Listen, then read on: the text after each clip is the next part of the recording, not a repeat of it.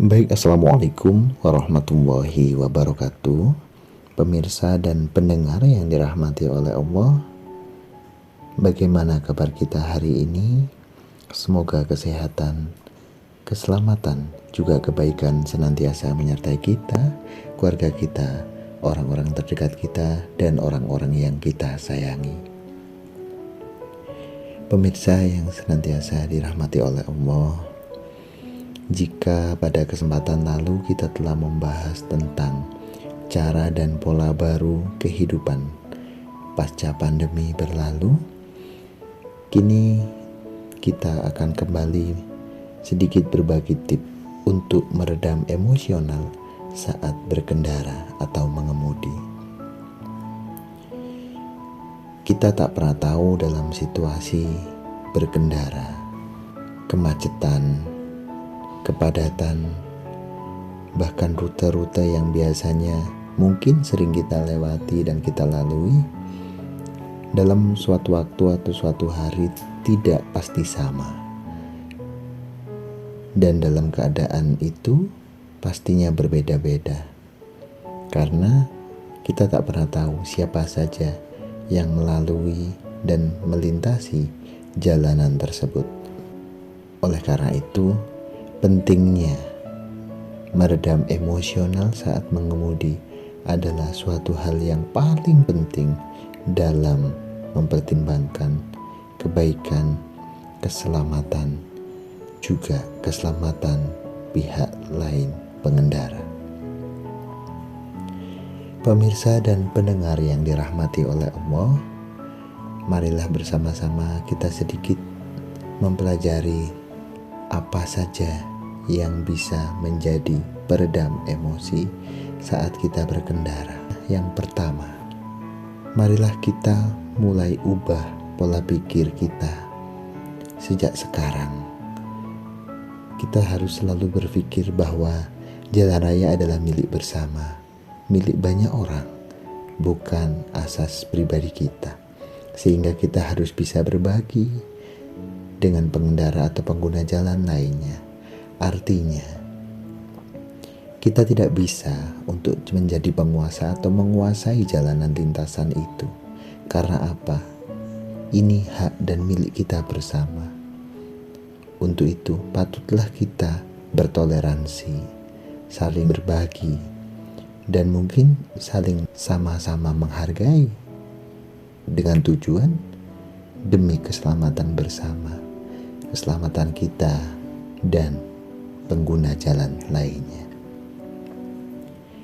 Adapun tip yang kedua, kita harus sadar salah satu pemicu tindakan agresif atau emosi di jalan adalah sebuah kemacetan. Dan sebuah kemacetan itu adalah hal yang sangat umum di semua kota-kota besar. Mulailah sekarang kita beranggapan bahwasanya macet adalah sebagian hal yang biasa saja, dan memang yang harus kita lalui untuk mencapai suatu tujuan atau tempat yang akan kita tuju.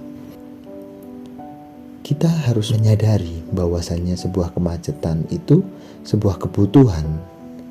Kebutuhan dalam arti di sini semua pengguna jalan membutuhkan jalanan itu untuk mengakses suatu tempat tujuan masing-masing yang kita semua ada dalam satu tujuan yang sama. Otomatis kita tidak pernah tahu tingginya tingkat kemacetan dan tingginya kepadatan itu di dalam titik mana. Karena dalam suatu waktu pun masing-masing orang memiliki tujuan atau tempat yang dituju tidaklah sama. Pemirsa dan pendengar yang dirahmati oleh Allah, adapun tip yang ketiga, biasanya mungkin kita selalu beranggapan jika kita mengajak teman itu kita bisa lampiaskan kemacetan itu atau mungkin kepadatan itu atau mungkin kepenatan dalam perjalanan itu dengan sebuah bincang-bincang atau berbicara dengan teman yang dalam satu kendaraan kita. Dan itu bisa kita lakukan sebagai antisipasi atau mungkin hal faktor penunjang untuk mendukung kontrol emosi kita. Namun kita juga harus bisa mengontrol diri, karena tidak menjamin dengan adanya teman di sekitar atau orang yang kita bonceng ini menjadi sebuah hal yang menjadikan kita aman. Bisa jadi jika kita dalam perjalanan itu membahas topik perbincangan yang mungkin sedikit sensitif, itu juga bisa menjadi pemicu, dan itu bukan menjadi penenang, malah menjadi faktor penyebab kita lebih emosi. Sudah macet, ngobrol bincang-bincang tidak asik, dan temanya pun sensitif buat kita. Maka dari itu, ketika mungkin berboncengan dengan teman berkendara kita, pintar-pintarlah kita mencari topik yang ringan, yang mungkin santai-santai saja, karena obrolan dalam berkendara itu juga bagaimana membangun kita untuk tidak penat. Mungkin bisa dengan melempar candaan, atau mungkin membahas sesuatu yang mungkin unik atau lucu selama kita berkendara. Itu bisa menjadi sedikit solusi. Pemirsa dan pendengar yang dirahmati oleh Allah, adapun tips selanjutnya yakni kita jangan pernah terprovokasi oleh pengguna jalan yang lain yang tidak bertanggung jawab, ugal-ugalan, mungkin dengan haluan-haluan suka-sukanya dia yang dapat membahayakan pengguna jalan lain. Patutlah kita untuk benar-benar menekan dan mengontrol emosi kita untuk tidak terprovokasi. Artinya, ketika ada orang yang mungkin ya dari sisi kiri secara aturan sudah salah, dia mendahului kita dari kiri dengan suka-sukanya dia tanpa ada kode klakson atau apa, yang sehingga kita bisa menjadi mungkin refleks atau kaget kan ya, karena biasanya kita selama berkendara atau mengemudi fokus kita di mata kanan, itu untuk kendaraan mobil roda 4. Untuk berkendara sepeda motor ya mungkin bisalah fokus kanan kiri dengan spion kita. Namun kita kan tak pernah tahu dalam perjalanan kita itu kita asik ngobrol atau apa. Tentunya ketika ada pengguna jalan lain mendahului kita dari lajur kiri, bisa menjadi provokasi awal untuk menjadikan kita sedikit tersulut, tidak terkontrolnya emosi kita. Dan adapun tips selanjutnya yakni mungkin kita bisa melampiaskan atau mungkin sedikit menghibur diri dengan mendengarkan musik dengan tempo yang sangat pelan. Artinya begini, suara kebisingan di dalam kendaraan kita itu juga mampu memicu tentang fokus dan konsentrasi kita dalam berkendara.